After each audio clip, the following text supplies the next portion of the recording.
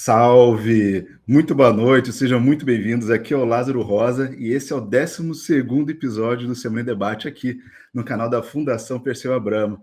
Prazer ter vocês aqui novamente com a gente e já vou pedir para todos seguirem o canal, comentar, compartilhar e divulgar esse programa com todos.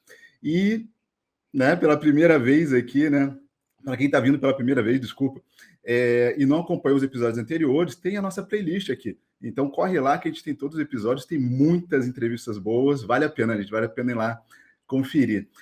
E hoje a gente tem aqui uma convidada especial, que é a Sofia Toledo, cientista social, pesquisadora aqui na Fundação Perseu Abramo.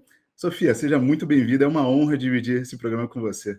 Agradeço, bom dia, boa noite, boa tarde para todas as pessoas que estão nos acompanhando. Agradeço pelo convite, Lázaro. A gente que agradece que a sua presença. E para conduzir essa conversa comigo, recebemos novamente a nossa companheira, Eli Coutinho, economista, diretora aqui da Fundação Perseu Abramo, e que está à frente do Centro Sérgio Buarque de Holanda. Então, muito obrigado, Eli, por aceitar esse convite, essa companhia aqui comigo nesse programa. Eu que agradeço, Lázaro, é um prazer estar aqui com você, com a Sofia, nessa data especial, véspera do nosso 20 de novembro, véspera da nossa consciência negra, segundo ano que é um feriado nacional, né? O Lula sancionou aí essa data em 2023, então agora em 2025 a gente tem pelo segundo ano, pela segunda vez, um feriado nacional da consciência negra. Amanhã é dia de todo mundo estar na rua, né? Nós vamos ter atividades aí no Brasil todo. Aqui em Salvador, Lázaro e Sofia, a gente tem duas grandes atividades amanhã. A gente tem um que fica ali no Curuzu, na Liberdade, um dos bairros mais negros de Salvador, o bairro onde fica a Senzala do Barro Preto, que é a casa, né, do Ileaie, enfim, um espaço muito importante para a gente da luta antirracista aqui na Bahia, e tem também uma caminhada ali no Campo Grande, que é uma caminhada bem simbólica também, organizada pelos movimentos sociais. Então, temos uma boa expectativa aí nessa véspera de 20 de novembro. Legal, com certeza. E é isso, vamos dar início aí à nossa conversa, né? Então a gente tem essa semana uma data muito especial, que é o Dia da Consciência Negra, ou seja, um momento muito importante, né, de reflexão sobre a história do povo negro, do combate ao racismo, valorização da cultura afro-brasileira. Então no episódio de hoje a gente vai falar sobre reparação e bem viver, né, que é o tema, inclusive, da Marcha das Mulheres deste ano, né, que vai ser em Brasília. E então durante o programa a gente vai abordar toda essa relação com esse conceito, como disse ali, do bem viver, que é uma bandeira, né, defendida pelas mulheres negras, e inclusive tem, né, os dados aqui que a gente vai bater em cima, né, vai trabalhar em cima, que é da pesquisa que a Fundação Perseu Abramo fez em parceria com o SESC, que mostram, né, que mulheres negras, né, como as mais sobrecarregadas nos cuidados domésticos, a maioria na informalidade no mercado de trabalho, menor salário, e também tem os dados tristes e ruins, né, que a maioria delas são vítimas de violência física, psicológica, incluindo o feminicídio. Então a gente tem esse tema muito importante que vai debater hoje, e eu começando aqui pela Sofia. Sofia, a gente observa na pesquisa que 21% das mulheres negras, né, e 20%, na verdade 27%, né, das que declaram pretas, elas dizem que tem uma dificuldade muito grande no mercado de trabalho, né? Então, como que você vê esse cenário hoje, né? Sobre quais condições as mulheres negras estão inseridas no mercado de trabalho no Brasil? Agradeço pela pergunta, Lázaro. Agradeço a Ellen pelo espaço também. Só para contextualizar, essa é a terceira edição dessa pesquisa, se chama Mulheres e Gênero nos Espaços Público e Privado. A primeira edição dessa pesquisa foi em 2001. A gente entrevistou 2.500 mulheres de todas as regiões do Brasil. Em 2010, a gente já realiza essa pesquisa em parceria com o SESC e decidimos entrevistar não só mulheres, mas homens também. E essa terceira edição é uma edição que foi realizada também com o SESC em 2023. A gente realizou entrevistas em profundidade em 2021. Foi um contexto em que a gente entrevistou tanto mulheres cis quanto mulheres trans.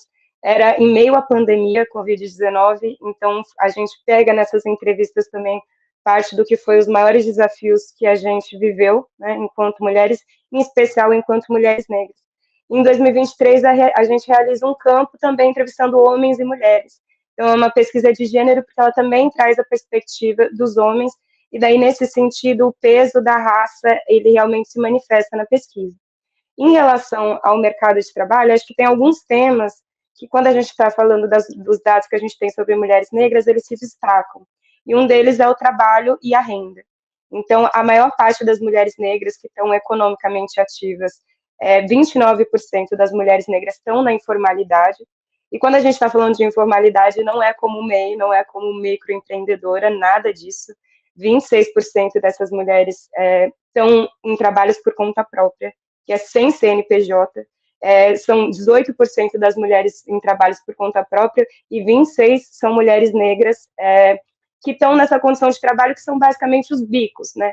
E isso apareceu muito nas entrevistas em profundidade que a gente fez. As mulheres contando como elas têm que desempenhar diversas atividades em trabalhos que estão super precarizados e que eles pagam muito mal, né, Lázaro? Eu acho que tem um outro dado que essa pesquisa traz para a gente, que é entre as mulheres que tiveram que parar de trabalhar e que mesmo estão procurando trabalho, mas não estão conseguindo, 33% das mulheres negras pararam porque elas engravidaram, né? Em relação às mulheres brancas, isso chega a 17%. E isso diz muito para a gente sobre quais são esses desafios de raça, né? A gente tem na parte de saúde também dados que apontam sobre como a gravidez na adolescência, por exemplo, ainda é um fator que muitas vezes interrompe a trajetória de escolaridade, a trajetória profissional, e a pesquisa mostra que isso incide mais sobre mulheres negras. E, ao mesmo, a gente entende que, dado o próprio contexto histórico, o processo de escravização, o pós-abolição, a instituição da própria república, a gente não teve um olhar para a demanda da população negra. E, em relação às mulheres, a gente consegue observar isso na forma como elas estão inseridas na informalidade, em trabalhos que, muitas vezes, eles estão pagando muito pouco. Então, essa pesquisa também mostrou que, entre as pessoas que estão ganhando até 2 salários mínimos, 59% são mulheres negras. Isso é muito em relação quando a gente compara com mulheres brancas. E além disso, a gente tem ainda esse contexto de um aumento de 50% nesses últimos 10 anos, né, 10, 13 anos, na verdade, né, de 2010 a 2023, no aumento de mulheres buscando programas e benefícios sociais para conseguir sobreviver. E a maior parte desse aumento também se deu entre mulheres negras, né? E eu acho que isso traz para a gente também um pouco um panorama de como isso é percebido. Porque quando a gente perguntou para todas essas entrevistadas se elas acham que a vida das mulheres melhorou na sociedade brasileira nos últimos 20 anos, ou nos últimos 10 anos, ainda que a maioria, 54%, diga que a vida melhorou, essas que disseram que a vida melhorou, quase 60% são mulheres brancas. Aquelas que apontou que a vida piorou, a maioria são mulheres indígenas, 38%, e 28% são mulheres negras, né? Então, a gente vê que ainda que a gente tenha tido avanço, infelizmente, isso não contempla todas essas mulheres, tanto negras quanto indígenas, e que enfrentam outros desafios no mercado de trabalho. Ou seja, um avanço muito tímido, né, nesse período. Então, a gente tem muito que avançar ainda, né?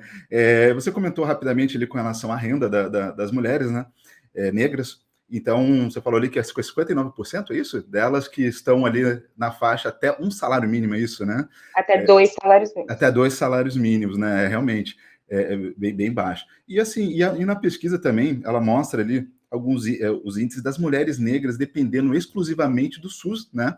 E, além disso, elas relatam muitos casos de violência obstétrica. E, por exemplo, né, muito mais do que as mulheres brancas. Então, assim, sem contar que na maioria das incidências de gravidez na adolescência também são de mulheres negras. Então, Sofia, o que os dados da pesquisa dizem sobre as condições da saúde das mulheres negras? Então, Lázaro, a gente tem vários dados, né, que a gente vai tratando nessa parte de saúde. Inclusive, eu convido a todas as pessoas para acessarem no site da Fundação Perseu Abramo, lá tem a pesquisa completa. Mas esse campo de saúde, ele demonstra um pouco para a gente de quais são os desafios, né? 85% das mulheres, no geral, utilizam o Serviço Público de Saúde, o SUS, quando elas têm algum problema, alguma necessidade. Entre as mulheres negras, é 87%, né? E entre as mulheres brancas, fica em torno de 70%.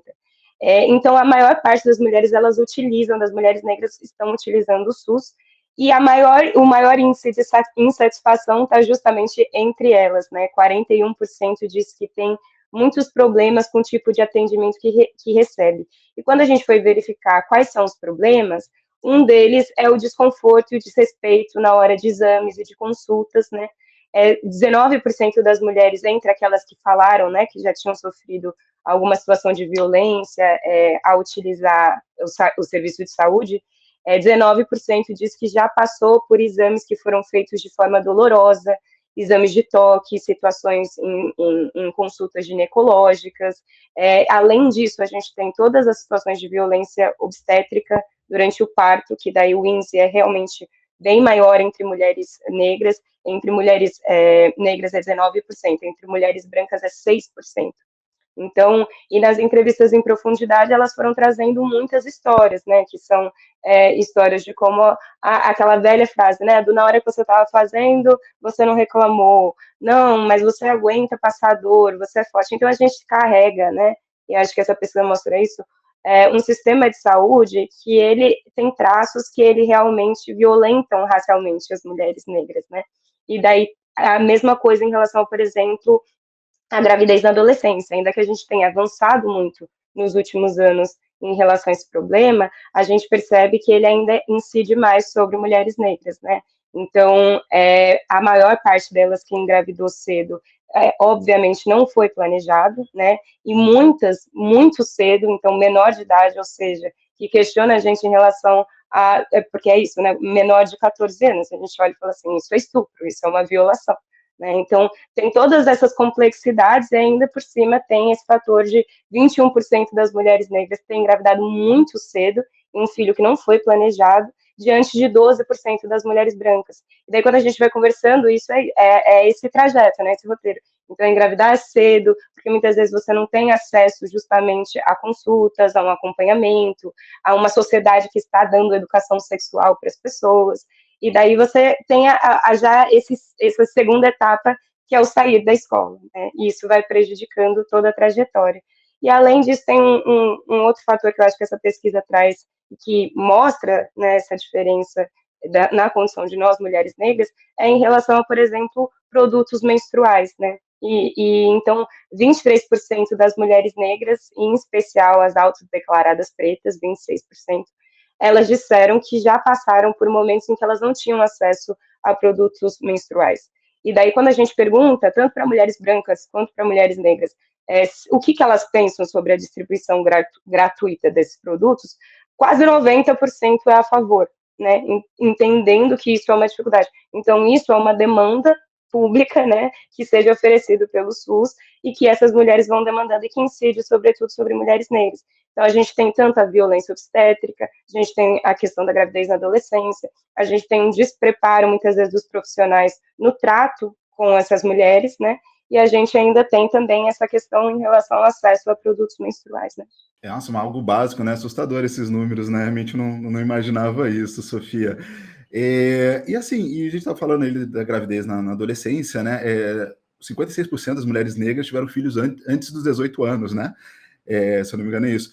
E a maioria das mulheres negras, quando questionadas, né, sobre questão, por exemplo, de creche, escola, então 72% delas falaram que elas mesmas que cuidam das crianças, né? Ou seja, isso acaba afetando até mesmo no trabalho, enfim, né? Ela é da dedicação total que ela vai ter ali para cuidar das crianças, né? Isso eu coloquei 72% das mulheres negras, mas das que se declaram, se autodeclaram pretas, são 77%, ou seja, mais ainda.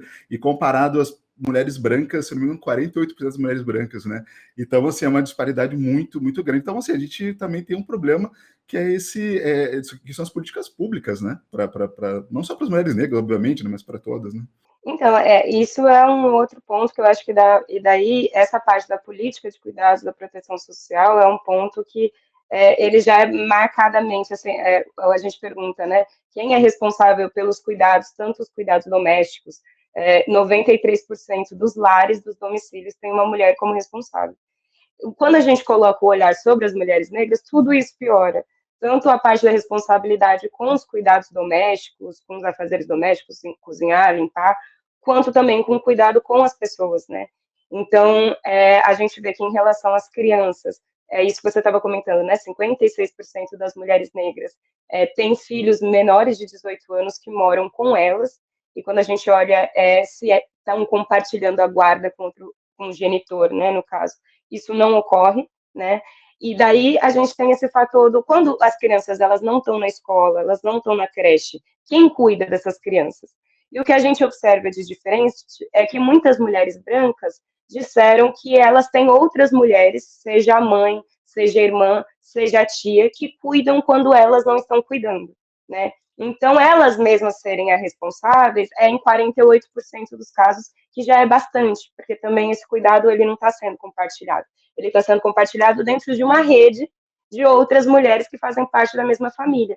E daí, quando a gente olha para o caso das mulheres negras, aí isso se acentua mais, porque quando as crianças não estão na escola, em 78% dos casos delas, né, das mulheres negras, são elas mesmas as responsáveis, né? O que entra um pouco nisso que também foi aparecendo nas entrevistas em profundidade, que é a dificuldade de dar conta de tudo, entende? Então, a gente vê que até em termos do que seria uma rede de cuidado e uma rede de apoio, que a gente sabe que existem em muitos dos nossos territórios, em muitas das nossas periferias, são mulheres se ajudando mutuamente, a vizinha, a amiga, a familiar, mas no caso das mulheres negras tem essa outra camada da sobrecarga, que é muitas vezes não ter essa outra companheira, essa outra amiga, essa outra familiar para poder acionar. Então, essa sobrecarga do cuidado, ela fica mais nítida.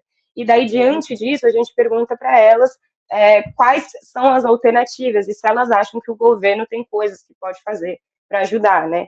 E é tanto entre mulheres brancas, tanto as mulheres indígenas quanto as mulheres negras falam que elas querem sim a ajuda do Estado, elas querem sim que o governo ajude, né? Então não tem uma ideia do nós somos as responsáveis e a gente é só a nossa responsabilidade e a gente que é da família a gente cuida. Não, é pedido auxílio. E daí 92% das mulheres negras acham que o governo deveria oferecer sim algum auxílio para quem é responsável por cuidado, em especial com idosos, com doentes, com pessoas que têm necessidades especiais.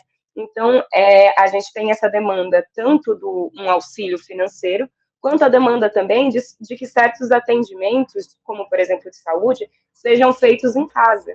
Então, a gente tem esse cenário, né, que é um cenário que ele, sim, ele é de sobrecarga para todas as mulheres, e ele é uma sobrecarga de cuidado tanto com a casa, quanto com as crianças, quanto com as pessoas que estão doentes, mas a gente percebe que no caso das mulheres negras, há uma maior dificuldade que é não ter a rede de apoio. Então, isso não aparece na pesquisa, e é por isso que tem essa diferença, né?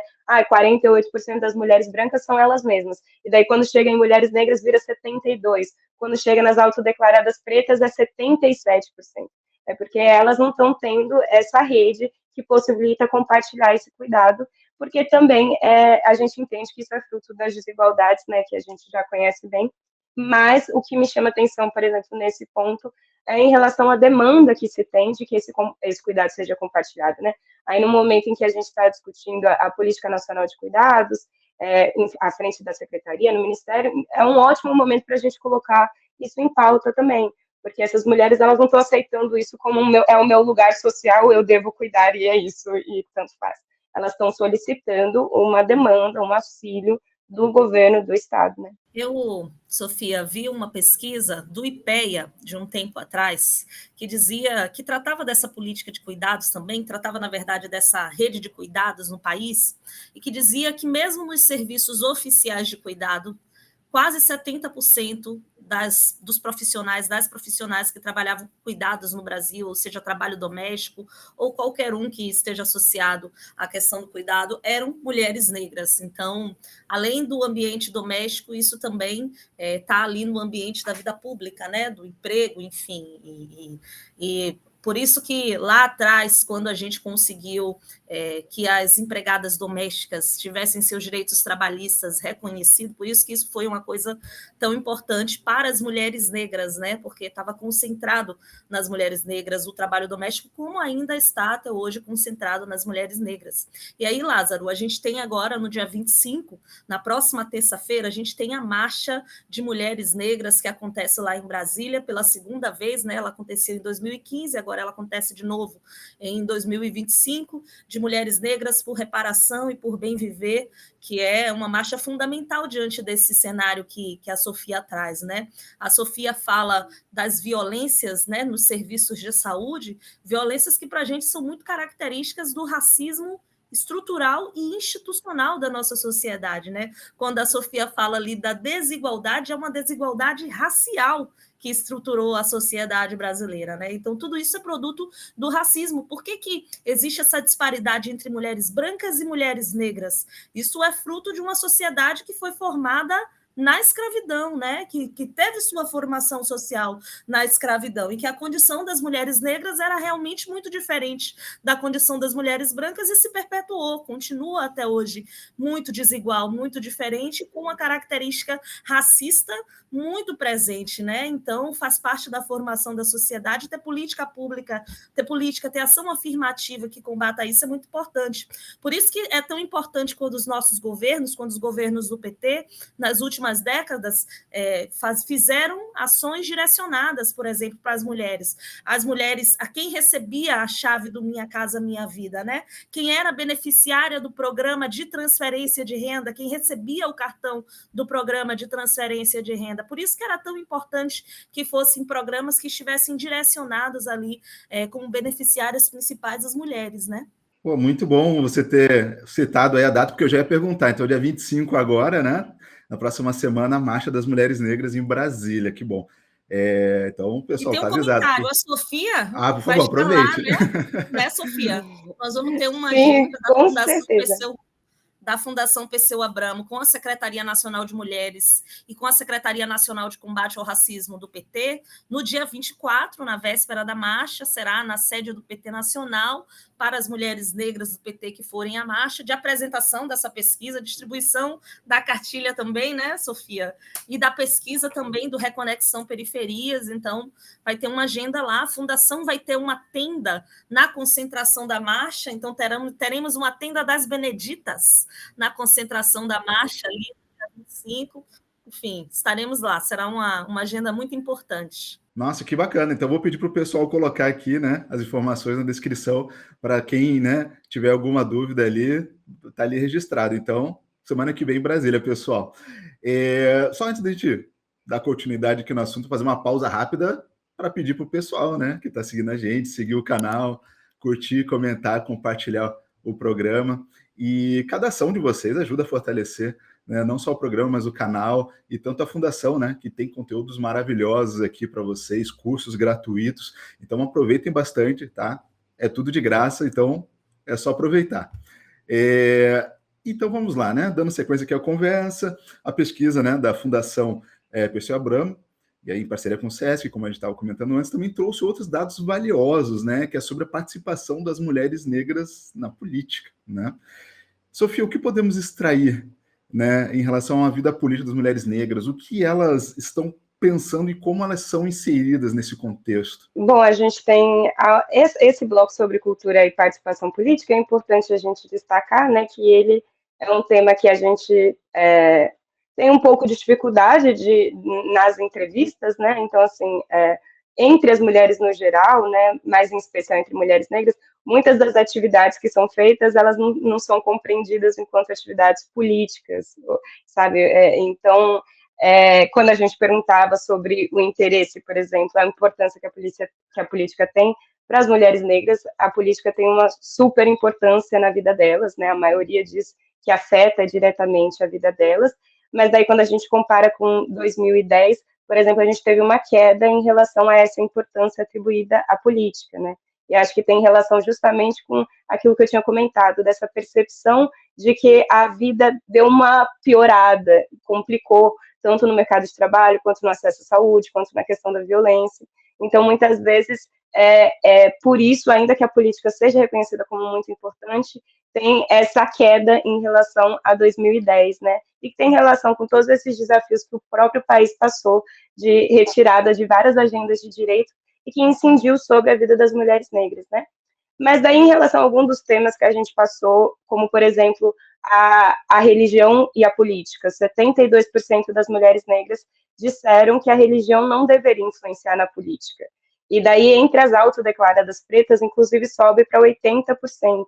E daí, isso a gente está falando, inclusive, de mulheres que afirmaram serem evangélicas, serem católicas, de religiões de matriz africana. Então, ainda que tenha essa relação com a religião, e sejam mulheres religiosas, a maioria está afirmando que deve ter essa distinção e essa separação, e a religião não deve influenciar na política, né?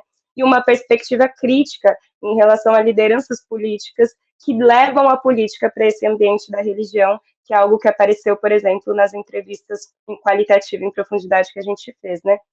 E daí, quando a gente olha um pouco como que foram as eleições de 2022, as últimas eleições presidenciais, aí 48% das mulheres negras votaram no Lula no primeiro turno, diante de 37% entre as mulheres brancas, e no segundo turno, 50% das mulheres negras que a gente entrevistou votaram em Lula, diante de 40% das mulheres brancas, né? Então, uma das coisas que a gente percebe também é que as mulheres negras compõem essa base de apoio, não só à eleição do Lula, nesse terceiro mandato, mas também às políticas do PT e dos governos Lula e Dilma, né? Então, nesse sentido, há uma grande proximidade das mulheres negras em relação tanto ao Lula quanto ao PT. Mas daí tem outros fatores que são também interessantes, que é o que é valorizado pelas mulheres negras na hora do voto, né? E daí uma das coisas que chama atenção é que elas afirmam que elas gostam de votar em outras mulheres negras, gostam de votar em outros homens negros também, gostam de votar em pessoas que estão defendendo pautas como a demarcação de território indígena. Então, a gente tem um contexto em que as mulheres negras apoiam, né, estão falando sobre o apoio e a importância que elas dão para candidaturas que pareçam com elas e pareçam conosco, né, com a grande maioria da população, e que defendem pautas que vão envolver a melhoria da qualidade de vida e do bem viver, tanto de mulheres negras, da população negra, da população indígena. Então, isso é uma coisa que muito nos alegra, né, e em relação às edições anteriores da pesquisa, isso tem aumentado cada vez mais. Então, por exemplo, a pessoa candidata a ser uma pessoa negra influencia principalmente o voto das mulheres negras, né? Mas em relação às autodeclaradas pardas, pretas, 87% disse que gosta de votar em candidaturas negras. Então, eu acho que isso é um fator que não só é importante para a gente, mas é também aquilo que nos incentiva, do quanto o apoio a candidaturas que sejam mais representativas, que carregam agendas que são próximas do bem viver e da reparação para as mulheres negras e para o povo negro no geral, como isso é importante também para essas mulheres, sabe? Então, e a participação em associações, em movimentos sociais, em manifestações, é algo que, ainda que a gente saiba que na nossa sociedade é composto majoritariamente de mulheres, né, diversos movimentos sociais, diversas associações, conselhos, na pesquisa que a gente realizou em 2023, muitas delas não reconhecem as ações que têm como, estou fazendo política. Por exemplo, faço parte da associação do bairro, ou tenho atividades coletivas de lazer ou de esporte na minha comunidade que eu ajudo a organizar. Mas não estou envolvida com política, sabe? Então, a gente ainda tem certos processos em relação a isso, mas, sem dúvidas, as mulheres negras estão à frente tanto dessas associações mais locais, quanto também de outros movimentos sociais e essa importância que é atribuída à política, né, como uma ferramenta de transformação. E, Sofia, se não me engano, o governo federal ele está debatendo, né, essa questão da política nacional de cuidados, né? E sobre a Política Nacional de Cuidados, Lázaro, que tem uma secretaria especial de formulação dessa política, que é uma ação interministerial, né, que envolve boa parte do governo federal nessa política de cuidado, que tem em outros países, e o Brasil começa com essa agenda agora de forma mais estruturada, é uma coisa que é fundamental para pensar o futuro do país, né? Porque um país que tem a sua população envelhecendo, a política de cuidados não diz respeito só às crianças, né? Não está restrita ali às crianças. Então, ela é uma agenda fundamental para as mulheres negras, para as mulheres em geral, mas é uma agenda fundamental para a sociedade, né? Todos precisamos de política de cuidados. Mas, quando a Sofia ia falando, eu fiquei pensando que essa agenda do bem viver, para a gente, fica muito nítida como uma agenda de dignidade, de cidadania, né? As mulheres negras, especialmente periféricas, conseguem perceber essa agenda de mais cidadania, essa agenda de mais dignidade, quando ela tem acesso às políticas públicas. Então, este efeito que gera do reconhecimento e, portanto, da proximidade, né, do voto das candidaturas progressistas, né, das candidaturas da esquerda, da candidatura do Lula, né, das nossas candidaturas majoritárias do PT, é um caminho que passa ali por esse reconhecimento do que tem de aumento da dignidade, de aumento da cidadania na sociedade, e que, enfim, deságua, no final das contas, no reconhecimento político, né? E muito bem, e só agora assim, um resumo bem rápido, assim, porque agora a gente vai ter aí a semana que vem a Marcha das Mulheres Negras, né? E o tema é justamente o bem viver. Resumindo, o bem viver, o que seria o bem viver nesse contexto da marcha, enfim, nesse contexto que a gente está falando sobre a pesquisa, o que engloba? Bem viver, eu posso dizer para você que é uma agenda anticapitalista, antes de tudo, porque não dá para viver bem no capitalismo, mas é uma agenda de relação comunitária, de relações solidárias, de relações mais humanas, de relação de respeito à natureza, né, de preservação dessa nossa casa comum, né? Então, essa agenda do bem viver tem a ver com a forma como nós nos relacionamos enquanto sociedade, também enquanto nós nos relacionamos com a nossa casa comum, com a natureza, mas é uma agenda essencialmente anticapitalista, né? Então, enfim, essa definição é uma definição para mim que engloba o que é essa nossa agenda do bem viver, de reparação, de igualdade racial, de igualdade de gênero, de construção de uma sociedade com mais dignidade, de uma sociedade com mais cidadania para as pessoas, com mais respeito e solidariedade entre as pessoas. Ah, perfeito, muito bem explicado aqui. Tenho certeza que agora todo mundo aqui já sabe o que significa. E reforçando, pessoal, Marcha das Mulheres Negras semana que vem. Dando sequência aqui, Sofia, entre as mulheres, né, que já sofreram algum tipo de violência dos homens, 58% delas são negras e elas não pedem ajuda, né? Elas não pediram ajuda após sofrer esse tipo de violência, que é um número assustador. O que explica esse número preocupante? Só uma correção, né? Mas é que entre as mulheres, né, que já sofreram algum tipo de violência, e daí é um pouco complicado, porque a gente faz essa pergunta duas vezes. A gente pergunta e espera cada mulher responder espontaneamente, e daí a gente tem um índice que fica ali em torno de 21, 22% de mulheres falando que já sofreram violência. E daí depois a gente volta e apresenta o que seriam as situações de violência, e daí esse índice cresce para 50%. Né? E daí ele é grande tanto, né? Não tem muitas, lógico que a raça tem um peso, em várias outras pesquisas isso aparece, em 2023 também, com mulheres indígenas, mulheres negras. Mas a questão é que daí a gente pergunta, né? Mas você pediu ajuda? O pediu ajuda não precisa ser necessariamente você ir até uma delegacia. O você contou para alguém, e daí, nesse sentido, 58% das mulheres negras, é o maior índice entre as mulheres, não pediram ajuda, ou seja, elas não chegaram a contar nem para uma amiga, nem para uma conhecida, nem para alguém próximo. Quando a gente vai falando da denúncia oficial, ou seja, você se deslocar até uma delegacia da mulher especializada ou até uma delegacia comum, aí o índice é ainda menor.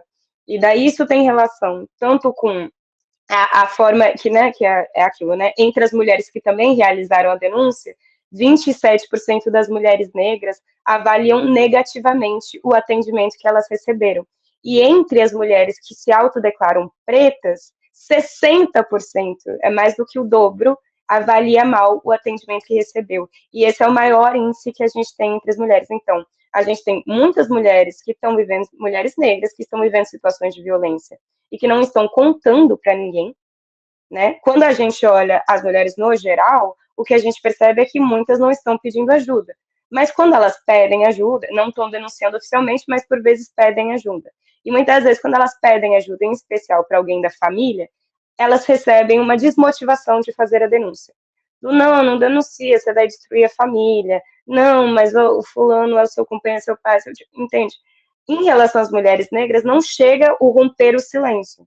Não chega o contar nem para algum familiar, para alguém próximo. Quando tem a denúncia, e tem a denúncia oficial, e daí o que essa pesquisa mostra para a gente é que quase 30% das mulheres negras estão falando que elas receberam um péssimo atendimento, entende? E entre as mulheres que autodeclaradas pretas, é 60% falando que foi maltratada, e daí a gente está falando, em especial, de delegacias comuns, mas também apareceram relatos, ainda que a porcentagem seja pequena, em relação a um atendimento ruim nas delegacias especializadas. Ou seja, 4%, mas existe. que chegaram lá e foram ou desmotivadas de continuar a denúncia, ou elas foram responsabilizadas pela violência que elas mesmas sofreram, né? Então, a gente sabe, e tem outras pesquisas que têm apontado, que ainda que a gente tenha tido muitos avanços, por exemplo, com a Lei Maria da Penha, com a lei de feminicídio, os efeitos dessas leis e dessas políticas, eles estão, sobretudo, entre as mulheres brancas, porque daí a gente tem uma redução dessas violências ao longo dos últimos anos. Entre as mulheres negras, a gente tem estado numa crescente, né? E a pesquisa, ela é parte de várias outras pesquisas que têm apontado isso. Então, isso não é uma grande novidade para quem está olhando para esse contexto da violência contra as mulheres, como a raça tem um peso, tanto nas condições para que a violência aconteça, tanto no não contar para ninguém o silenciamento que existe, e quando esse silenciamento ele tenta ser rompido, aí você tem instituições que não estão preparadas para atender as demandas e as situações de vulnerabilidade dessas mulheres. Então, isso dá um efeito que é, sobretudo, o eu não quero denunciar, entende?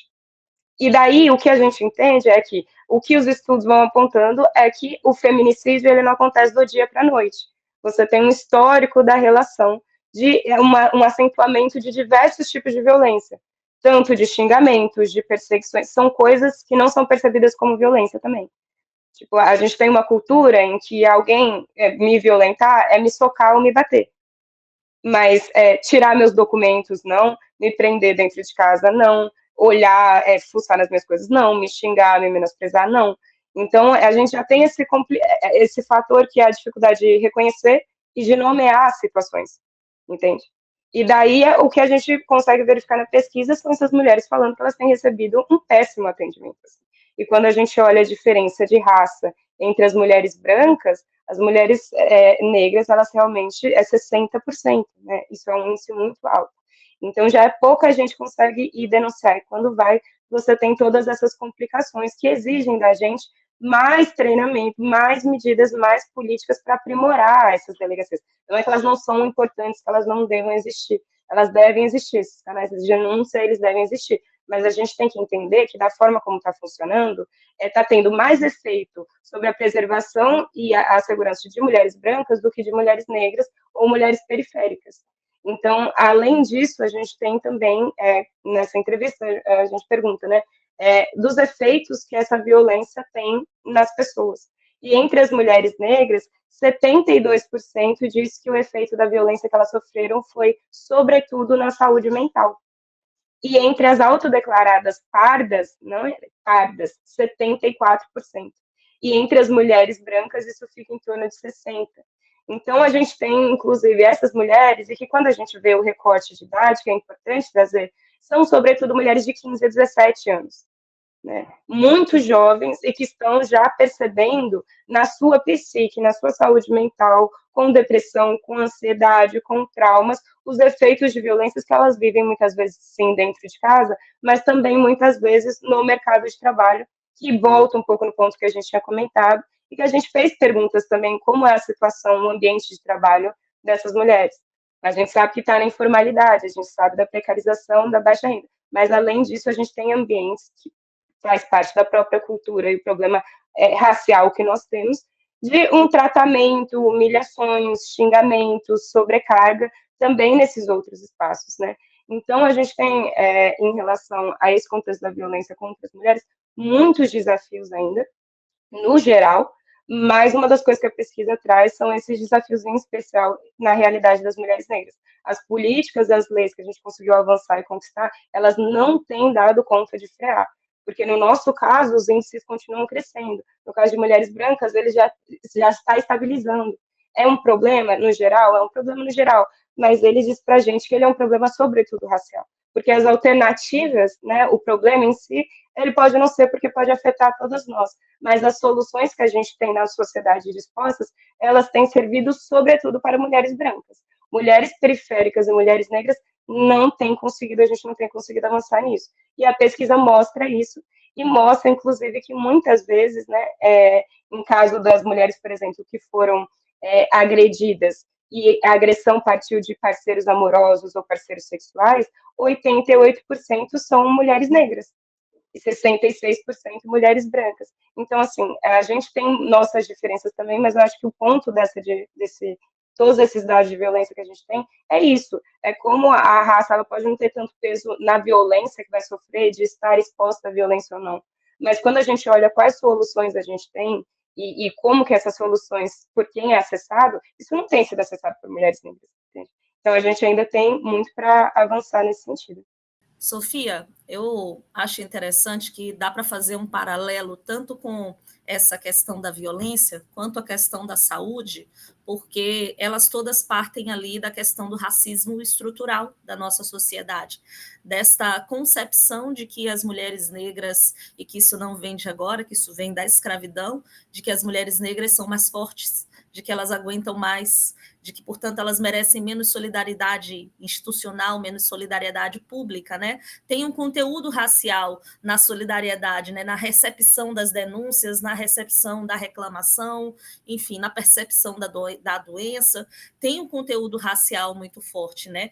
Está ali presente a interseccionalidade das opressões, né? E todas elas se cruzam aí na mulher negra, enfim, e nas diversas violências raciais e sociais e de gênero que as mulheres negras sofrem, né? Então, para mim, é um paralelo muito nítido. As mulheres negras no serviço de saúde são tratadas como as que são mais fortes, as que precisam menos, as que são mais violentadas por isso, e nos serviços também de segurança pública são as mais fortes, são as que precisam menos, são as que são mais desestimuladas. O conteúdo racial na solidariedade pública, na solidariedade das instituições, está muito presente. Exatamente. E, caramba, então, assim, a Sofia comentou, né, que as mulheres negras ali, vamos supor, que a partir de 15 anos já sofrendo algum certo tipo de violência, então elas já entram na fase de adolescência adulta já com um baita gatilho, né, com o psicológico já bem afetado, ou seja, é complicado, né?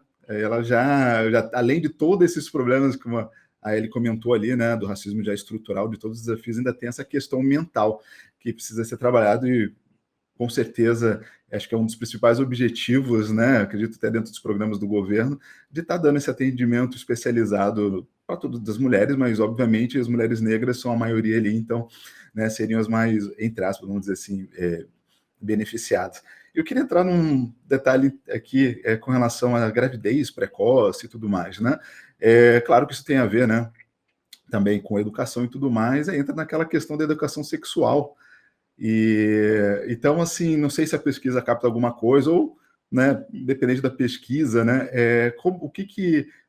sabe qual que é o efeito dessa questão da educação sexual, que é um desafio muito grande para a gente, né? Tá pautando isso, falando disso nas escolas, principalmente, tem toda essa questão moral, toda essa questão religiosa e tudo mais, né? Mas isso acaba afetando muito as mulheres negras, no final das contas, né? Que é uma pauta muito importante. Eu queria saber de você, Sofia, se tem alguma coisa nesse contexto, né? Se a pesquisa trata isso, ou se queira fazer algum comentário no sentido, né, com relação a esse tema. A gente trata, sim. Tem um bloco, esse capítulo sobre essa pesquisa, ela é muito grande, inclusive saudar aqui a Vilma Bocani, que foi a pesquisadora que organizou essa pesquisa, que esteve à frente do NOP, que produziu pesquisas importantíssimas que a Fundação fez, inclusive coordenou as últimas edições da pesquisa de mulheres. Então, essa pesquisa ela é completa. E tem um bloco sobre sexualidade, tem um bloco que vai perguntar tanto aonde que elas aprenderam sobre, e quanto perguntar quais são os posicionamentos, se isso deveria ter sido ensinado na escola ou se deve ficar no âmbito familiar. A maior parte das mulheres, elas não aprenderam na escola, e não necessariamente era conversado em casa, então elas apontam a parte das amizades. Aprendi com as amizades ou aprendi fazendo? O aprendi fazendo, gente, é muito complicado, porque dentro disso a gente pode colocar e pressupor diversos abusos e diversas situações que elas não necessariamente são conscientes e consentidas, né? Mas muito de uma forma que ela não recebe essa orientação em casa, mas também não vem da escola. E, no entanto, a gente tem, tanto entre as mulheres mais jovens quanto entre as mulheres mais velhas, uma certa oposição a que sexualidade, questões sexuais sejam tratadas nas escolas, entende? O que tem é uma demanda de que pais e mães devem falar sobre isso. Então, aquilo, pesquisas de opinião pública, elas sempre vão trazer para a gente diversas coisas que, por vezes, parecem contradições, assim. Então, ao mesmo que a gente tem, por exemplo, boa parte das violências, inclusive violências sexuais, sejam sendo praticadas por pessoas próximas e dentro de casa, quando a gente pergunta tanto para mulheres mais novas quanto mulheres mais velhas, elas acham que esse tipo de assunto deve ser tratado em casa e não na escola. Esses são os dados de 2023, entende? Então, a gente ainda tem diversas barreiras para romper, né? Porque daí é aquela coisa, a educação sexual, ela não vai, você tem que fazer isso, isso, isso, mas ela vai ajudar, por exemplo, a dar conta de todos esses abusos que a gente tem nos dados, por exemplo, de gravidez na adolescência. Porque, ok, menor de 18, mas quando começa a chegar a 14 anos, aí você começa a ficar, não, isso não é uma escolha, definitivamente. Tem alguma situação de abuso dentro desse contexto.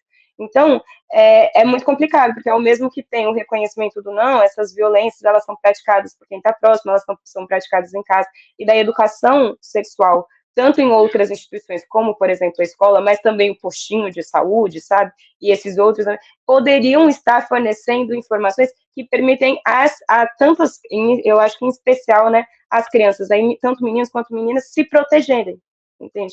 E a educação sexual num território onde a gente tem uma linguagem afetiva que ela é a base de estupro, de assédio, é muito importante de ter. Só que o problema é, quando a gente pergunta para as pessoas não estão falando isso. E daí, tanto os homens entrevistados quanto as mulheres entrevistadas, a maioria diz que gostaria de ter essas informações e de tratar esses assuntos com o pai e com a mãe dentro de casa, mas não em outros ambientes, em outras instituições. Então, a gente tem muito a avançar nesse sentido. É que nem e daí é aquilo da gente sempre ter esse cuidado, porque a gente tem uma sociedade com uma cultura que ela é uma cultura bem racista, como a Ellen já colocou, assim, bem sexista também, e que carrega também aspectos muito cristãos. Então, é uma sociedade que ela também é muito religiosa. Então, nesse sentido, a gente tem muitos tabus, entende? E daí, em torno desse tema da educação sexual, a gente tem muito a avançar, e eu acho que é por meio de informação. Assim, quanto mais informação a gente for propagando, e desmistificar de que isso se trata de ensinar a fazer tal e tal coisa, mas que isso justamente é uma ferramenta que a gente tem de conseguir conter esses abusos, esses assédios, essas violências, mas também a gravidez muito cedo, e todas as doenças e todos os problemas de saúde que decorrem disso, né? E daí e conseguir lidar com toda essa questão que, infelizmente, ainda é um tabu. Então, em relação à educação sexual, infelizmente, sim, a gente pergunta sobre, a gente fala sobre, e a resposta é que isso não cabe às escolas e não cabe às instituições, que isso é um assunto domiciliar, né? Então, ficam aí esses desafios para a gente, né? E essa questão da educação sexual, eu acredito também um dos problemas, vamos dizer assim, é que as pessoas atrelam muito essa questão de ensinar a fazer sexo, né? A maioria das pessoas que eu converso, elas entendem dessa forma, né? E não, isso aí realmente é para você entender como funciona o teu próprio corpo, né? Para você evitar, como você falou, né, Sofia, até onde outra pessoa pode tocar, até onde a pessoa pode chegar. Então, várias crianças realmente não têm essa noção. E é isso, tem vários dados e pesquisas que realmente a educação sexual, ela protege, né? Principalmente as crianças e jovens de futuro abuso. Então, realmente é um tabu muito grande e é um desafio muito grande, mas super importante. Mas eu posso colocar só um parênteses, assim, de uma coisa Por favor, fica à vontade. Eu acho um negócio, porque às vezes as pessoas, elas falam esquecendo que, diferente de 10 anos atrás ou de 20 anos atrás, a gente tem internet e celulares, que são mini computadores, sendo propagados praticamente em todas as famílias, e crianças cada vez mais cedo tendo acesso ao que é um universo e uma dimensão privada, entende? Tipo, uma coisa são todas essas dinâmicas do que é o desenvolvimento de desejos sexuais e esse cuidado com a gravidez na adolescência, cuidado com infecções sexualmente transmissíveis, tudo isso acontecendo ali no ambiente que é da vizinhança, o ambiente que é da escola, o ambiente que é do bairro, da família, e todo mundo tendo que lidar com isso. Agora, existe um fator que é o fator de que cada um tem seu celular, entende? E pode acessar ali coisas e conversar com pessoas e ter acesso a conteúdos que eles não estão regulamentados, entende? Então, existe uma ideia, é por isso que eu falo que são essas contradições, porque existe uma ideia de como se houvesse um controle sobre isso. Então, não, Nós queremos que isso não seja tratado na escola, não seja tratado pelo governo, não seja tratado pelo Estado. Vamos deixar na mão dessas grandes plataformas, vamos deixar nas mãos dessas redes sociais que não são regulamentadas, que não têm critérios nenhum para conseguir conter, por exemplo, o acesso de crianças à pornografia, ou a própria exposição, ou, enfim, várias questões a gente tem enfrentado nos últimos anos em relação a isso. Então, acho que esse ponto da educação sexual, é bom a gente ficar colocando isso não está só no controle da família ou da escola. Agora tem celulares, tem internet, tem redes sociais, tem perfis, e a gente não está conseguindo ainda verificar muito bem como lidar com os efeitos disso. Porque isso vão criando outras gerações que vão ter outras formas de se relacionar, por exemplo. Outras noções do que é intimidade, do que é limite, do que é respeito, entende? Então, eu acho que muitas vezes a gente perde de vista que esse fator que transformou muito nossa realidade, em especial nos últimos 10 anos, está na mão das crianças também. Está na mão dos adolescentes e está sendo um veículo onde eles recebem informação. Então, achar que a gente não está dando informação de qualidade, ninguém está recebendo, ninguém está... Não é bem assim, né? Lázaro e Sofia, e isso tem, assim, na minha opinião, essa coisa da educação sexual tem mais a ver com o combate à violência do que com outros elementos, inclusive, que são elementos fundamentais da educação sexual. E este combate à violência, que para a gente ter ele efetivamente, as diversas formas de violência, eles vão ter que entrar como política educacional, né? Como uma questão cultural também. Por exemplo, a gente tratou aqui hoje um pouco dos feminicídios. Tem uma forma de tratar essa questão dos feminicídios como apenas uma questão de segurança pública? Não tem. Não é uma questão puramente de segurança pública. Você não vai mudar a sociedade, essa cultura de violência contra a mulher não vai ser modificada se isso não for também uma política educacional, se isso não for uma política pública de cultura também, se não envolver os outros setores da nossa sociedade, do Estado também, né? Ela não é uma questão só de segurança pública. Então, enfim, é um paralelo também com essa questão da educação sexual. Políticas de combate à violência, elas precisam ser para além das políticas de segurança pública. Elas são políticas de transformação da sociedade, necessariamente que passam pela educação. Muito bem. Olha, gente, que conversa boa e interessante. Mas eu vou ter que partir para o bloco final aqui, já estamos nos minutos finais do programa. Vamos lá, Sofia, só para a gente agora finalizar aqui o programa, né? Então, após tudo isso que a gente conversou, né? Qual que é a sua expectativa sobre o avanço na melhoria da qualidade de vida das mulheres e principalmente das mulheres negras, né? Que são as mais sobrecarregadas, como a gente falou, nos trabalhos domésticos, na informalidade, os salários menores e tudo mais. Então, qual a sua expectativa no avanço da melhora de vida delas? Olha, as minhas expectativas seguem firmes e fortes, assim, sabe? Acho que a minha geração não tem muito como arredar o pé, assim, sabe? A gente tem colhido, eu pelo menos sou fruto de muitas das lutas do movimento negro e do movimento de mulheres negras, sabe? Meu acesso à universidade, o local onde eu posso trabalhar, os temas que eu trabalho, o que eu me importo, assim, então muito da minha identidade. Esperança, expectativas são as melhores, de dar continuidade, porque os desafios eles sempre estiveram aí, né? Eu acho que para a população negra nesse território aqui, desde que Brasil foi forçado a ser Brasil, entendeu? E a ter esse nome. Então está muito na nossa história, tanto os desafios que foram colocados para a gente, as violências, quanto também as nossas resistências, né? Então, é aí que eu aposto minhas fichas, assim, sabe? É por isso que fico muito feliz. 20 de novembro, vamos todo mundo para a marcha, vamos todo mundo relembrar e celebrar também nossa memória, colocar nossas agendas. A Marcha de Mulheres Negras também é em Brasília, no dia 25. Então, esses são momentos da gente se encontrar e momentos da gente fortalecer quais são as nossas agendas, quais são as nossas estratégias. Agora, as expectativas é que os desafios eles vão continuando, né? Eu acho que muito do que a gente passou aqui nessa pesquisa, ela mostra isso. É uma pesquisa que começa em 2001, então a gente passou por dados que vão de 2001 a 2023. A gente passou basicamente por esse século e viu que sim, a gente teve diversos avanços, mas os problemas, muitos deles continuam aí.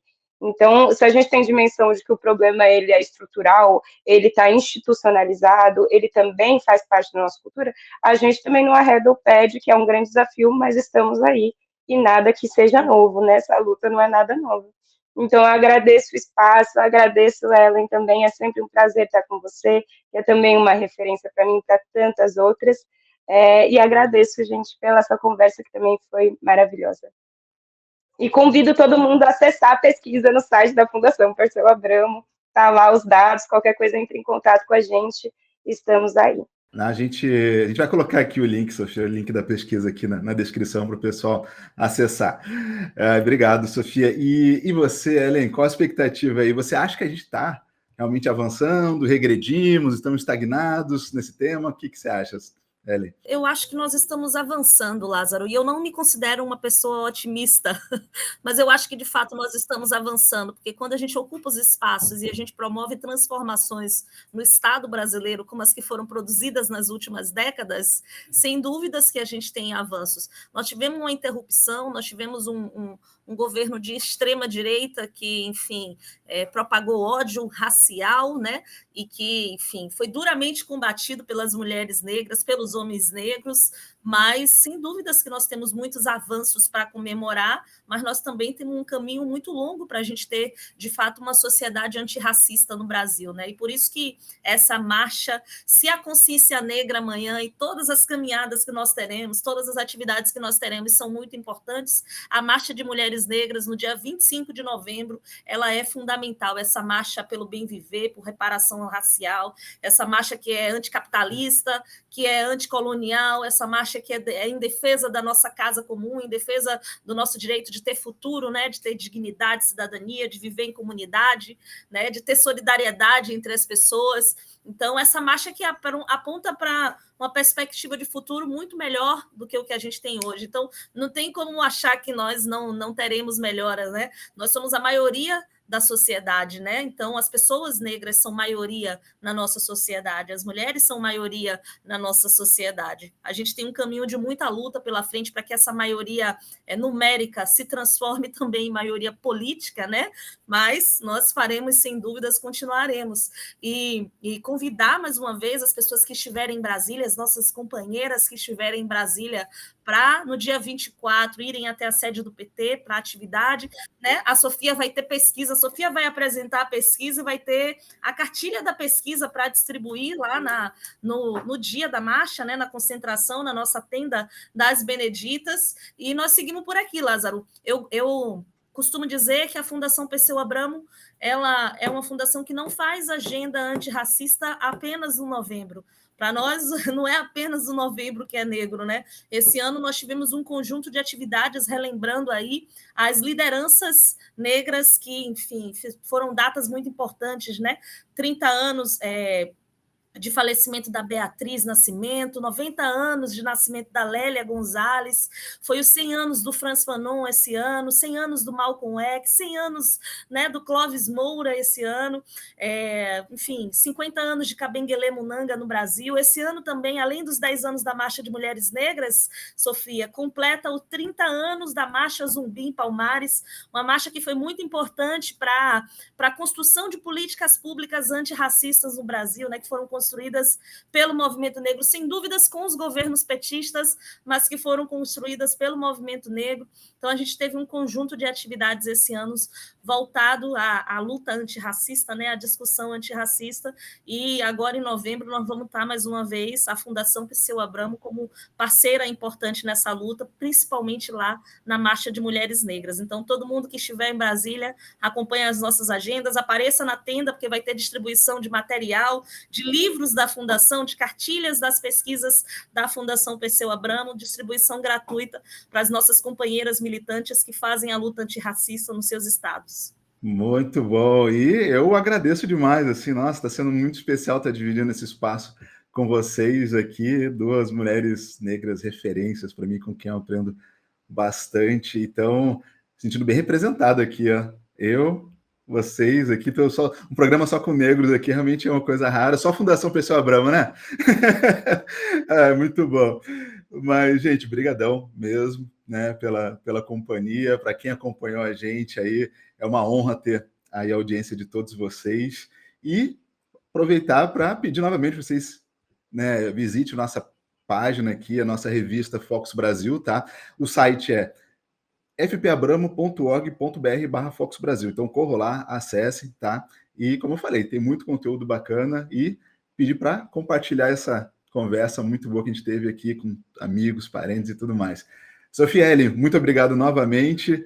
Espero vê-las em breve. E é isso, gente. Sexta-feira que vem a gente está de volta aqui com mais um Semana em Debate.